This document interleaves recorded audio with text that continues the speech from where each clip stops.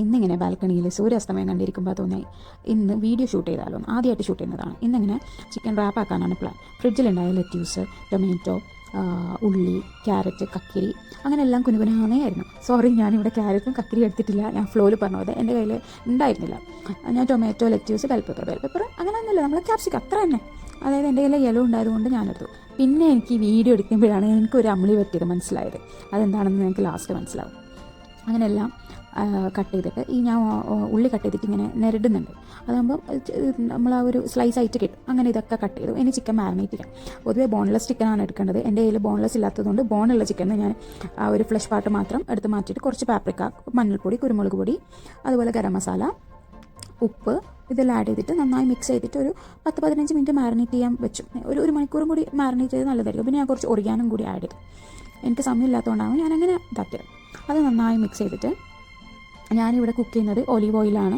നിങ്ങൾക്ക് വെജിറ്റബിൾ ഓയിലോ കോക്കനട്ട് ഓയിലോ നിങ്ങൾക്ക് ഇഷ്ടം ബട്ടറോ ഏതിൽ വേണമെങ്കിലും കുക്ക് ചെയ്യാം.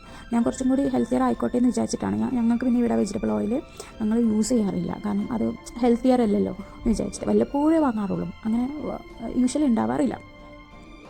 അങ്ങനെ ഒരു പാൻ എടുത്ത് ചൂടായതിനു ശേഷം ഒലീവ് ഓയിൽ ഒഴിച്ച് എന്നിട്ട് നമ്മൾ നോർമലൊക്കെ ചിക്കനൊക്കെ കുക്ക് ചെയ്യുന്ന രീതിയാണ്. ചിക്കൻ നന്നായി മിക്സ് ചെയ്ത് കൊടുത്തു. പിന്നെ ഞാനിവിടെ ചിക്കൻ മാരിനേറ്റ് ചെയ്യുമ്പം ഗാർലിക് പേസ്റ്റ് ആഡ് ചെയ്യാൻ വേണ്ടി മറന്നുപോയി. അതുകൊണ്ട് ഞാൻ അതൊക്കെ ചിക്കൻ കുക്ക് ചെയ്യുന്ന സമയത്ത് എൻ്റെ കയ്യിൽ ഗാർലിക് പൗഡർ ഉണ്ടായിട്ടുണ്ടായിരുന്നു. ഗാർലിക് പൗഡർ ഉണ്ടായിട്ടുണ്ടായിരുന്നു. ഞാൻ ഗാർലിക് പൗഡറാണ് ഇവിടെ ആഡ് ചെയ്തത്. നിങ്ങൾക്ക് ചിക്കൻ മാരിനേറ്റ് ചെയ്യുന്ന സമയത്ത് തന്നെ നിങ്ങൾ ജിഞ്ചർ ഗാർലിക് പേസ്റ്റും കൂടി ആഡ് ചെയ്താൽ മതിയാവും.